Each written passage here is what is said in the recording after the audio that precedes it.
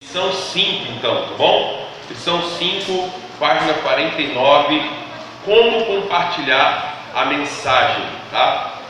Então, a gente vai ver aqui algumas maneiras como a gente pode compartilhar a mensagem do Evangelho, tá?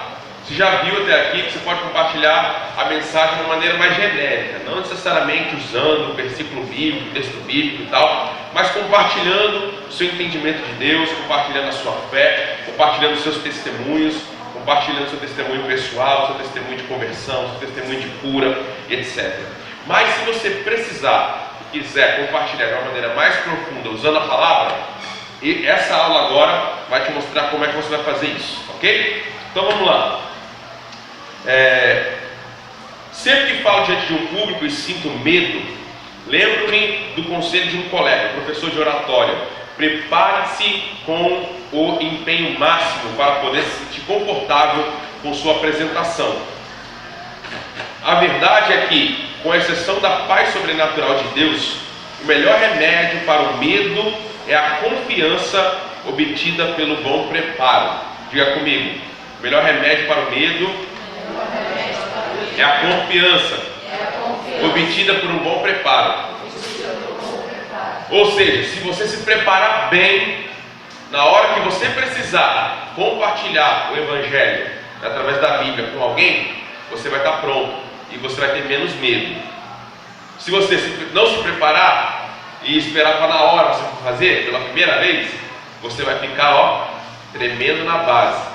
E isso vai ser um pouco ruim, né? Isso vai te atrapalhar, ok? Então continuando aí, terceiro parágrafo. Ao longo dos anos, diversas pessoas desenvolveram apresentações do Evangelho claras e concisas, tá? Minha recomendação é que você escolha algo entre o caminho de Romanos ou as 4 leis espirituais, tá? A gente vai ver essas duas formas de apresentar o Evangelho, tá? O caminho de Romanos e as 4 leis espirituais.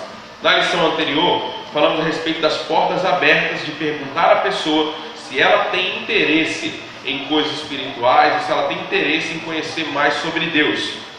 Gosto de começar minha apresentação dizendo: posso fazer uma pergunta para você? Geralmente a pessoa vai dizer: claro, pode fazer uma pergunta. Suponhamos que você venha a morrer hoje. Certamente espero que isso não aconteça. E então se encontre com Deus. Digamos que Deus diga a você: por que eu deveria deixá-lo entrar no céu? Qual seria a sua resposta?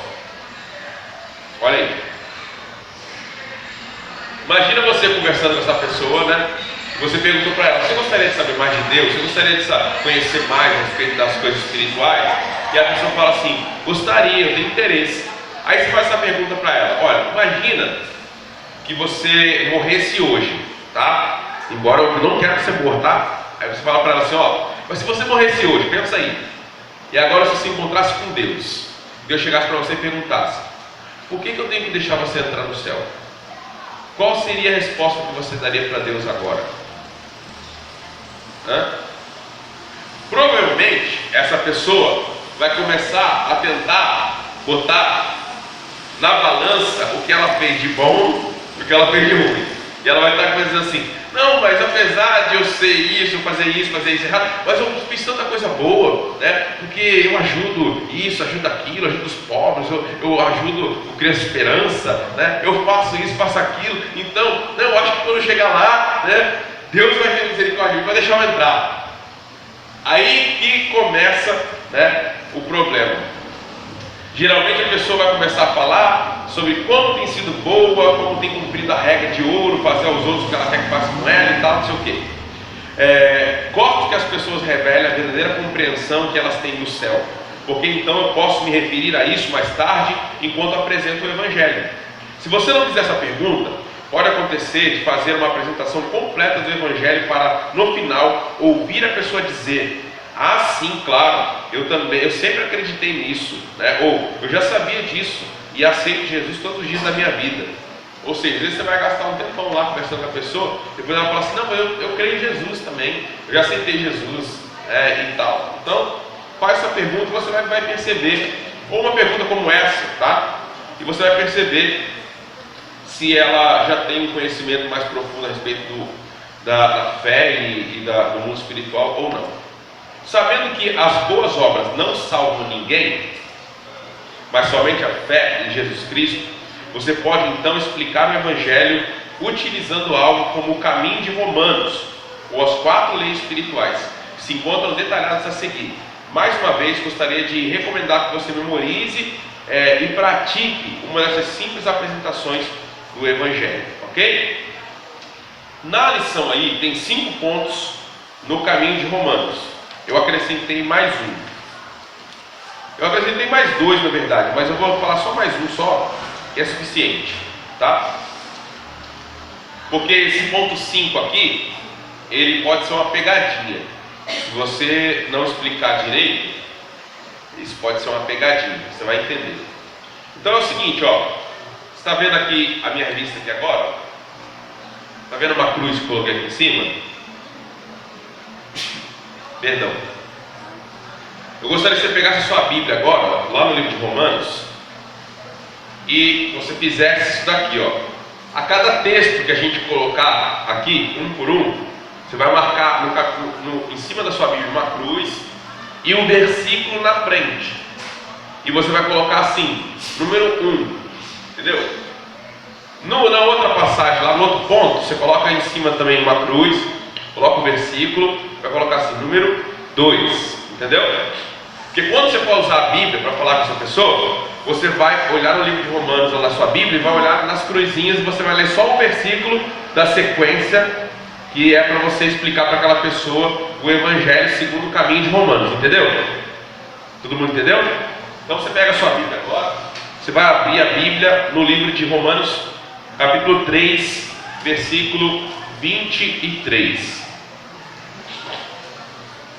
Romanos 3, 23. Então o caminho de Romanos consiste em ensinar o Evangelho, basicamente, para essa pessoa, só usando o livro de Romanos, ok? Só usando alguns versículos que o livro de Romanos traz. Primeiro, Romanos 3, 23 diz: pois todos pecaram e destituídos, tá? Foram retirados, afastados, impedidos de ver a glória de Deus, tá? Foram destituídos da glória de Deus. Então o primeiro ponto é: todos somos pecadores, ok? Então lá em Romanos 3, 23, você coloca lá em cima, assim, na tua página, uma cruz, que você vai saber que é o caminho de Romanos, o caminho da cruz. Aí você vai colocar lá Romanos 3, 23, escrito em cima da Bíblia, e colocar assim, número 1, sabe, que é o primeiro versículo que você vai ler. Nesse versículo você pode explicar isso para a pessoa e dizer: olha só, né, lá no Jardim do Éden, né, Deus colocou lá Adão e Eva, deu uma escolha para eles pecaram, né, eles não fizeram a vontade de Deus. A partir daí todos nós nascemos com essa natureza pecaminosa. Então todos nós somos pecadores e por isso nós não temos acesso a Deus. Nós somos afastados da glória de Deus, da presença de Deus, ok? Segundo versículo, Romanos 6, 23, tá? Vai falar sobre o salário do pecado, o resultado do pecado. O salário do pecado é a morte.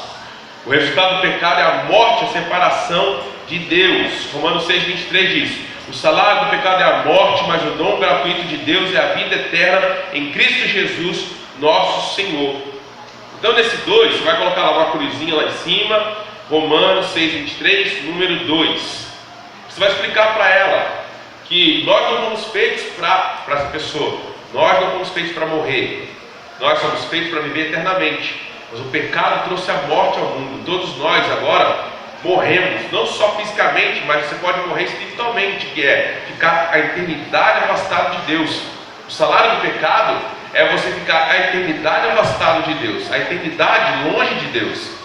Mas Deus providenciou um caminho, Deus providenciou uma maneira de solucionar isso, tá? Aí no ponto 3, coloca aí, Romanos 5, 8. Você bota uma cruzinha lá em cima, lá, Romanos 5, 8, número 3. Deus providenciou a salvação por meio de Jesus Cristo. E aí o texto está dizendo: mas Deus demonstra o seu amor por nós, em que Cristo morreu em nosso favor quando ainda éramos pecadores. Amém? Então Deus não esperou a gente se converter, aceitar a Cristo para depois mandar Jesus morrer por nós. Não, Ele mandou Jesus morrer por nós quando nós ainda éramos pecadores. Quando você ainda era pecador, continuava na sua vida de pecado, Deus já havia enviado Jesus para solucionar o problema por você. Na verdade, a palavra de Deus vai dizer que Jesus morreu por nós antes mesmo da fundação do mundo. Porque Ele é o Cordeiro de Deus que deu o seu sangue por nós, derramou o seu sangue por nós, morreu por nós antes da fundação do mundo. Por quê? Porque nós só estamos aqui, esse mundo só foi criado porque Jesus Cristo aceitou morrer por nós na cruz do Calvário. Jesus já tinha dado a sua palavra para Deus, lá no princípio, antes de Deus criar essa terra e nos colocar aqui. Jesus já tinha dado a sua palavra para Deus que Ele viria e morreria em nosso favor. Eu já sabia que o homem ia pecar, eu já sabia que tudo ia acontecer. Se Jesus não tivesse aceitado derramar o seu sangue por nós não estaríamos aqui. Amém? Então, vários versículos da Bíblia vai dizer isso, que Ele é o Cordeiro que foi imolado antes da fundação do mundo. Antes que Deus criasse esse mundo, Jesus já tinha dado a sua palavra. E como a palavra dele não volta atrás, né, era como se ele já tivesse morrido lá atrás. Ok? 4. Confessar e crer. Romanos 10, 9. Romanos 10, 9, você vai marcar a cruzinha aí, coloca aí em cima, Romanos 10, 9 e marca número 4. Se você confessar com a sua boca que Jesus é o Senhor e crer em seu coração que Deus ressuscitou dentre os mortos, será salvo. Amém, irmãos? Você crê nisso? Amém? Então você precisa falar para essa pessoa: todo aquele que confessa Jesus com a sua boca e crê no seu coração que Jesus é o Senhor, que Ele morreu em nosso lugar, que Deus ressuscitou entre os mortos, Ele está à destra de Deus, esse será salvo. Você tem que confessar com a sua boca. Aí tem gente que fala assim: mas então ele tem que vir aqui na frente, levantar a mão e tal. Não necessariamente, tá? Se ele confessar isso aí, seja no seu lugar, ou lá no dia do batismo, porque lá no dia do batismo ele fala, ele diz lá que ele confessa, que ele acredita que Jesus é o Salvador da vida dele, etc e tal. Ele fala tudo aquilo lá. Então, ele está confessando publicamente, ele está falando com a boca dele, que ele confessa Jesus Cristo como seu Senhor e seu Salvador. Ok? 5. Romanos 8.1, você coloca lá, Romanos 8.1, você bota a cruzinha lá, bota número 5. Há liberdade para todos os que creem, ok?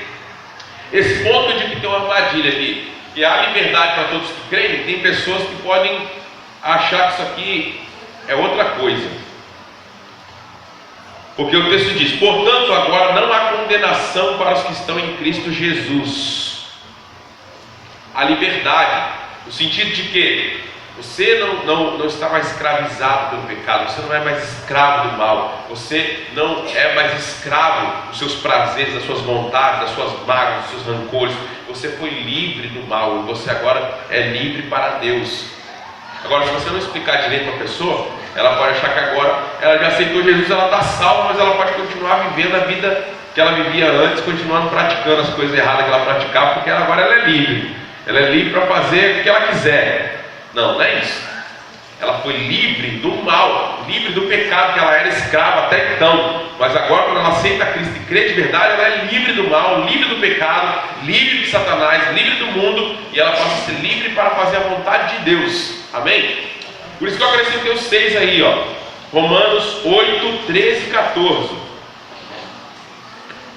Romanos 8, 13 e 14. Diz o quê? Diz assim, ó, Romanos 8, 13 e 14: porque se viverem de acordo com as exigências dela, morrerão. Se contudo pelo Espírito de Deus, pelo poder do Espírito, fizerem morrer as obras do corpo, viverão. Porque todos que são guiados pelo Espírito de Deus são filhos de Deus. Ponto 6, você coloca aí, ó, Romanos 8, 13 e 14, bota a cruzinha lá, número 6, escreve assim: o Espírito de Deus passa a viver naqueles que aceitam a Cristo e os guia. Então, quando você aceitou a Cristo de verdade, a partir de agora o Espírito Santo vem habitar em você, e o Espírito Santo começa a te guiar. Ao te guiar, segundo Romanos 13, 14 ali, vai dizer que você não vai viver mais pelas obras da carne. Agora você vai viver pelas obras do Espírito, porque aquele que é filho de Deus não vive praticando as obras da carne, mas vive praticando as obras do Espírito, porque o Espírito guia essa pessoa a praticar aquilo que agrada a Deus. Amém, irmãos? Até aí tudo bem? Então você entendeu como é que você vai fazer? Então você está compartilhando com aquela pessoa, ela quer saber mais, ela quer entender mais, ela quer conhecer mais. Aí você fala para ela assim: então eu posso te apresentar, Jesus através da Bíblia? Pode. Então você pega a Bíblia, abre o livro de Romanos, aí começa, você vai lá, procura lá na sua Bíblia, lá em cima na cruzinha, número 1. Aí você lê o versículo que você colocou lá, Romanos 3, 23, aí você explica para ela, todos nós somos pecadores e tal. Aí depois você vai lá na cruzinha e olha o número 2, Romanos 6, 23, o resultado do pecado é a morte. Tudo que está aqui na terra de ruim, enfermidade, pragas, peste, morte, tudo isso é consequência do quê? Do pecado. Porque o pecado entrou no mundo e trouxe tudo isso. Você vai explicar para a pessoa. Aí você vai caminhando, ponto por ponto aqui até chegar no último. E aí você explicou para ela, todo esse processo aí. Deu para entender? É fácil ou é difícil? Amém? Dá para fazer? Amém? Agora vamos para o outro. O outro também não é muito difícil não, é mais fácil que esse. Que é as 4 leis espirituais. Esse, vou fazer questão de que você decore, tá bom? Vamos lá? Até criança decora isso, gente. Sabia? Até criança decora. Primeira lei espiritual. Deus ama você e tem um plano maravilhoso para a sua vida. Você pode ler para a pessoa João 3,16 ou João 10,10. Então vamos repetir? No 1, 2, 3. Deus ama você e tem um plano extraordinário, maravilhoso e tal para a sua vida. Amém? É difícil lembrar disso? Você vai conversar com a pessoa e falar assim: olha, Deus ama você e tem um plano extraordinário para a sua vida. Você vai compartilhar isso. Diz lá, porque Deus amou o mundo de tal maneira que deu seu Filho unigênito para todo aquele que nele crê não pereça, mas tenha a vida eterna. Você conhece isso? Não conhece? Quem sabe falar isso de copo? Vamos lá, todo mundo. 1, 2, 3. Porque Deus amou o mundo de tal maneira que deu seu Filho unigênito para que todo aquele que nele crê não pereça, mas tenha. Amém. Aí você vai para o segundo aí, segunda lei. O homem é pecador, está separado de Deus. Vamos resumir aqui. Segunda lei espiritual. O homem é pecador, está separado de Deus. Então a primeira, Deus te ama e tem um maravilhoso projeto na sua vida, tem uma obra maravilhosa para fazer na sua vida, Ele tem a vontade perfeita para fazer na sua vida. Só que é o seguinte, o homem pecou. E ao homem pecar, o homem ficou separado de Deus. O homem não está mais ligado a Deus, o homem não tem como se ligar a Deus. Então, o que Deus planejou para você, a obra maravilhosa que Deus tem para você, não pode se realizar na sua vida, porque você pecou, foi afastado de Deus. Então, segunda lei, todo mundo repetindo junto: o homem é pecador e está separado de Deus. Amém? Primeira lei, vamos lá, 1, 2, 3. Deus ama você e tem um plano maravilhoso para a sua vida. Segunda lei, o homem é pecador e está separado de Deus. E você vai falar sobre isso aí. Você pode ler Romanos 3, 23 ou Romanos 6, 23. Terceira lei, Jesus Cristo é a única solução de Deus para o homem pecador. Amém? Você pode ler Romanos 5, 8 e João 14, 6. Vamos repetir? 1, 2, 3. Jesus Cristo é a única solução de Deus para o homem pecador. A religião pode salvar o homem? A igreja pode salvar o homem? Alguém pode salvar outra pessoa? O pai pode salvar o filho? A mulher pode salvar o marido pode salvar a mulher? A prática de coisas boas ações, caridade, pode salvar alguém? Não. A única coisa que pode salvar a pessoa é o quê? Jesus é a única solução de Deus para a salvação do homem. É Jesus Cristo. Ele é a ponte, tá? Ele é a ponte entre o homem e Deus. Deus está aqui, o homem está aqui, e há uma separação entre Deus e o homem. o único elo entre Deus e o homem, segundo a palavra, é Jesus Cristo. É o único elo, é o único caminho, é a única ponte entre Deus e os homens. Tá? Deus é tão inteligente, mas tão inteligente, tão sábio, né, que ele fez Jesus morrer numa cruz. E olha só o símbolo de uma cruz. Primeiro que qualquer pessoa consegue fazer o símbolo de uma cruz com os próprios dedos, né? Olha aí. Né? Agora, pensa comigo, ó, cruz. Na cruz, Deus estava fazendo com que o homem, que está aqui embaixo, estivesse sendo ligado com Deus. Ó, homem, Deus. E a partir da ligação novamente do homem com Deus, os homens poderiam se ligar uns com os outros. Porque o pecado faz separação entre os homens, entre si. Você pode ver que quando o pecado entrou, Eva e Adão viviam em unidade. Quando o pecado entrou, já dividiu os dois.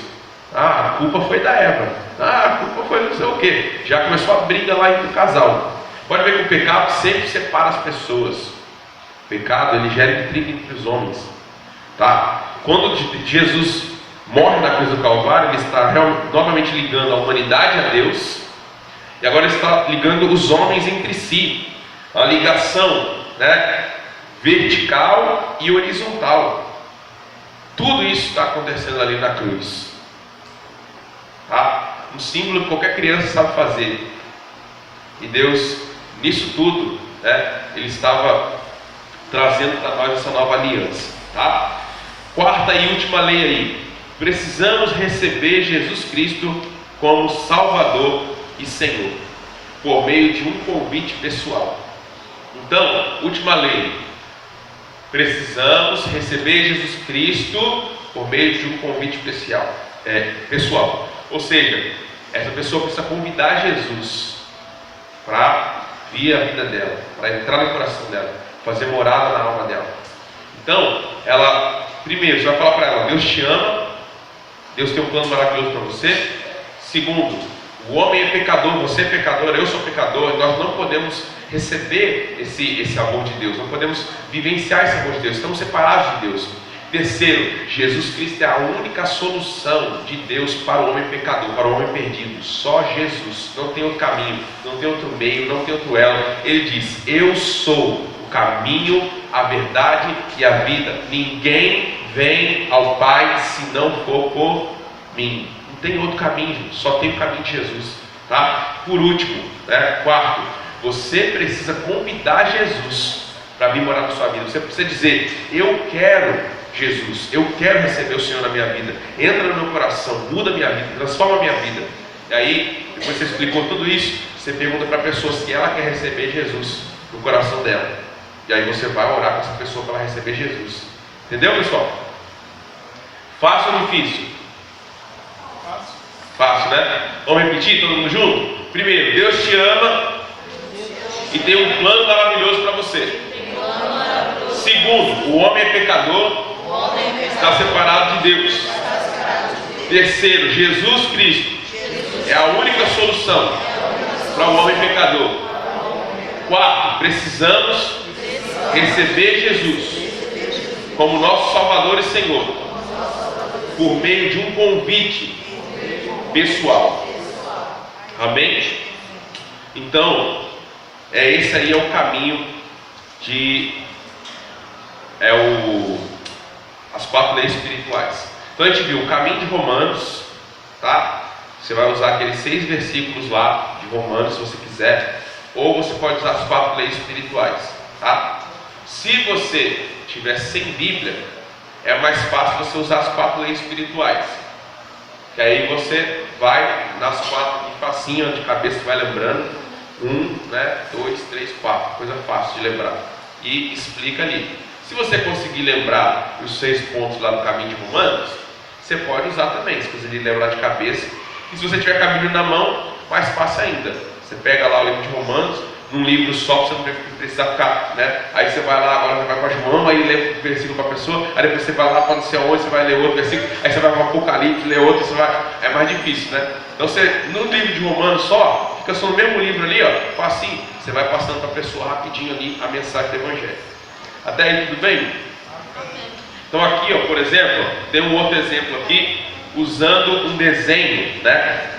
Usando o desenho para você ajudar a pessoa a entender, né, a mensagem do Evangelho. Deu para entender aí? Ó? Você pode fazer um desenho, você pode pegar um papel, uma caneta, né, fazer um desenho simples desse aqui, ó, né? Você faz, ó, coloca Deus lá em cima, né, ó, pode fazer até um círculo assim, ó, um círculo em cima, um círculo embaixo, pode colocar lá em cima Deus, embaixo homem pecador.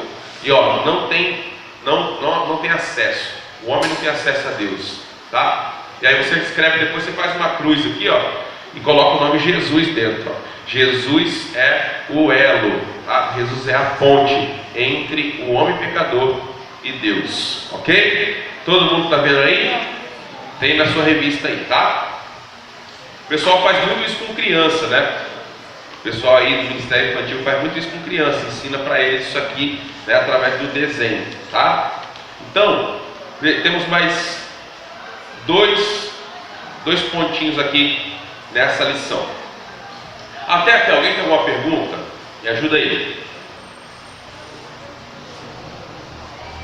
Alguém tem alguma pergunta ou dúvida até aqui? Não? Tranquilo? Então bora para frente. Orando com alguém para receber Jesus, tá? Então, eu vou resumir, porque o nosso tempo é curto, não vou ler a revista nesse ponto não, vou só falar. Então, você explicou tudo isso e fez a pergunta para a pessoa: você gostaria de receber Jesus na sua vida hoje? Você gostaria de entregar a sua vida para Jesus hoje? Se a pessoa disser que sim, então você pode falar com ela: então assim, eu vou fazer uma oração com você, tá? Para que você possa apresentar a sua vida a Jesus e pedir que Ele venha fazer morada no seu coração, entendeu? E aí você vai ajudar essa pessoa a orar. Você vai orar e ela vai repetir a oração com você. E depois no final, você pode orar por ela, só você orando por ela, tá? Então o que tem que conter essa oração? Primeiro, que essa pessoa reconheceu que ela é pecadora e que ela precisa de Deus. Então você pode orar com ela assim, por exemplo: Senhor Jesus, eu reconheço que eu sou pecador, reconheço que eu sou falho, reconheço que eu não tenho vivido da maneira que o Senhor deseja que eu viva. E hoje eu estou reconhecendo que eu preciso de um Salvador. Eu quero hoje aceitar o Senhor como Salvador da minha vida. Eu quero que o Senhor faça morada no meu coração. Eu quero reconhecer o Senhor hoje como meu Senhor, como meu Salvador. É isso que eu te peço hoje. E aí, essa pessoa vai fazer essa oração. E aí, depois que ela fizer essa oração, você vai orar por ela. E vai falar: Senhor, né, estou orando aqui para essa pessoa que está aceitando a Ti nesse momento. Que o Senhor venha fazer morada no coração dela, venha abençoar ela. Venha, que o Teu Espírito Santo venha encher o coração dela. Que ela venha abandonar os caminhos, né, maus que ela tem tido até esse momento, as práticas pecaminosas que ela tem tido até esse momento. Que ela venha ser fortalecida cada dia mais na fé. Você vai orar por ela ali. Pede a Deus para estar guardando os caminhos dela, para ela não voltar para o mundo novamente, para ela começar a caminhar, né, na presença de Deus. E aí, quando terminar, né, você vai aconselhar ela a caminhar, ou seja, a participar do GCEL, a participar da igreja, se envolver, porque é caminhando com outros irmãos que ela vai crescer na fé e ela vai continuar aprendendo de Deus. Amém? Esse ponto aqui, todo mundo está ok? Beleza? Alguém aqui já fez uma oração dessa com alguém? Quem já fez? Amém. No sentido assim, você já ajudou alguém a fazer essa oração? Quem aqui já ajudou alguém a fazer essa oração? Legal. 1, 2, 3, 4, 5, 6. Muito bom. Então, é muito importante isso daqui, tá? Depois, você pode dar uma lida melhor aí no livrinho, tirar as dúvidas que tem mais detalhes aí, tá bom? Lembre que somente Deus converte o coração. A gente tem que se lembrar que o trabalho do pregador é anunciar. Nosso trabalho é pregar o Evangelho, anunciar o Evangelho. Nosso trabalho não é fazer a pessoa mudar. Isso é o trabalho do Espírito Santo de Deus. Converter o coração da pessoa, né, é um trabalho do Espírito Santo de Deus. E às vezes a gente quer fazer o trabalho do Espírito Santo. Nosso trabalho é anunciar, pregar. Deixa que o Espírito Santo faz a transformação, faz a mudança no coração da pessoa. Amém? Fala, André. Então, eu usei uma estratégia com uma pessoa que essa pessoa é católica e ele tem voto de. Não sei se você gostaram de faixa, não sei. E ele fala que sempre usa repetição para usar. Eu conversando com ele também, então não faça isso. Expliquei que está dando certo. Jesus é essa, precisa de outro. Não, mas eu sempre fiz assim, isso não deu certo, você fica, não. Se você tivesse certo, não estaria com essa outra memória, entendeu? E talvez não está legal. Então, é o seguinte, mudando de estratégia. 40 dias você vai orar só para a gente. Você vai esquecer os outros lugares, entendeu? Então, vai dar certo. Jesus me ajuda, me ajuda com isso.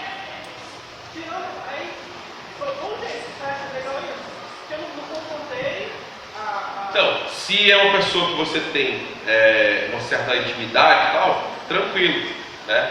Quando é uma pessoa um pouco desconhecida ainda, você tem que tomar cuidado, porque você não sabe ainda até que ponto aquela pessoa pode se magoar, né, se entristecer com a situação ou não. Mas se é alguém que você já conhece bem, né, tá tranquilo. Nesse último ponto aqui da lição, vai tratar um pouco sobre essa questão aí, tá? Como lidar com as desculpas. Não existem duas pessoas iguais. Algumas pessoas têm dúvidas sinceras a respeito da mensagem do Evangelho. Algumas vezes a pessoa vai tentar argumentar. Discussões podem se tornar algo emocional e tenso, tá? Pode começar com uma simples divergência, mas a conversa toma um rumo pessoal. Procure sempre esforçar-se para conservar a amizade. Fazendo isso, mesmo que a pessoa não esteja pronta naquele momento, novas oportunidades poderão se abrir no futuro. Então, em primeiro lugar, não procure provar que a pessoa está errada, tá? Então, primeiro ponto: surgiu alguma coisa estranha na conversa, alguma divergência, algum desentendimento, né? Não procura provar que a pessoa está errada. Não procura, né? Compartilhou a sua opinião, a pessoa compartilhou uma opinião diferente, né? Você viu que o ânimo está meio estranho já, né? Para por ali. Fala assim, não, então vamos conversar de novo outro dia, né? Outra hora a gente volta a falar sobre isso aí e tal. E enquanto isso você vai orar por aquela pessoa. Você vai estar orando por ele, orando por ela, para que Deus esteja trabalhando ali, né? E tratando com aquele coração. Porque se você for tentar provar que ele está errado, você pode até conseguir provar que ele está errado. Mas geralmente ele vai ficar com tanta raiva de você que ele não vai dar ouvido ao que você está falando. Você vai, entre as, ganhar a discussão, mas você não vai ganhar a pessoa para você, para, né, o que você está querendo ensinar. Só um pouquinho, já dou a oportunidade, tá? Em segundo lugar, não use o método de debate, tá? É a mesma coisa que eu estou falando aqui. Não use o método de debate. A gente não deve ficar debatendo com a pessoa. Compartilha o que você acredita, né? A gente sempre ensina o pessoal aqui no GECEL, os líderes principalmente. No módulo 3 a gente trata bastante sobre isso. No módulo 2 a gente também cita um pouco, que é a questão de cuidar dos debates lá no GECEL. O GECEL não é lugar de debate, tá? Então o que acontece? Às vezes alguém lá tem uma opinião e outra pessoa tem outra opinião. Então fala o seguinte, respeito a sua opinião, tá? A minha opinião é essa daqui, tá? Mas eu respeito a sua opinião, tá? Ninguém é obrigado a pensar igual. Deixa a pessoa. Não fica debatendo, não fica entrando em choque. Isso não vai ajudar, tá? Não vai ajudar. Se em algum momento aquela pessoa te der abertura de você poder conversar mais com ela sobre o assunto depois, seja depois de um momento particular, fora da reunião do grupo ali, tal, em vocês dois, você pode até tentar conversar um pouco mais sobre o assunto, mas não entra no debate, tá? Debate não ajuda nessa situação. Em terceiro lugar, não argumente. Em vez disso, procure descobrir por que a pessoa está resistindo à boa notícia do Evangelho. Em vez de ficar argumentando que a pessoa está errada, tente entender, tente perguntar por que ela pensa daquela maneira. Entendeu? Por exemplo, o cara fala assim, não, eu não acredito em Deus, para mim Deus não existe. Aí, em vez de você falar assim, mas você está errado, Deus existe sim, né? Porque isso, porque aquilo. Tenta perguntar para ela assim, por que você chegou a essa conclusão? O que levou você a pensar dessa maneira? Né?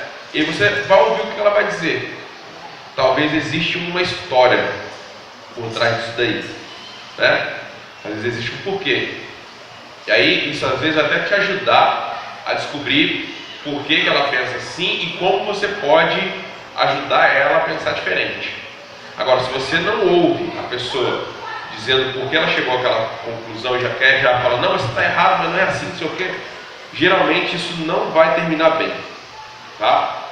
Geralmente, às vezes você vai perder o amigo, às vezes a sua amizade vai ficar abalada, às vezes você não vai conseguir mais ter outra oportunidade de conversar sobre aquele assunto com aquela pessoa, porque ele vai se fechar, né? Ele vai falar assim, isso para falar de igreja de novo, de Jesus, não sei o quê, não quero falar sobre isso, entendeu? Porque já criou um atrito, tá bom? Então, essa é a dica aqui final aqui dessa lição, para a gente tomar cuidado com essa questão. Já vou te dar a oportunidade, Raquel. Então, pontos principais para completar aqui a aula e terminar aqui. O Evangelho é simples e deve ser mantido simples. Como autor, recomendo 2 planos de apresentação do Evangelho: o caminho de Romanos e as 4 leis espirituais. Orar por uma pessoa para ela receber Jesus é algo difícil, porque o diabo vai tentar distraí-lo nesse momento. Por isso, essa oração precisa ser praticada mais como a terceira pessoa do que com as outras partes da apresentação do Evangelho. Então, por exemplo, ele dá uma ideia aqui de você pegar um amigo cristão e praticar com ele, fazer essa oração, né, de aceitar a Cristo, de receber a Cristo. Você treinando com ele, quando acontecer de você precisar fazer isso na verdade, e você vai ter menos insegurança, tá? Porque esse é um momento espiritual que o inimigo luta para que isso não aconteça, tá? Então, terminamos aqui essa aula, e aí eu vou dar a oportunidade para a Raquel ali fazer a pergunta ou colocação que ela vai fazer. Depois, se alguém tiver mais alguma pergunta, pode fazer agora, tá bom?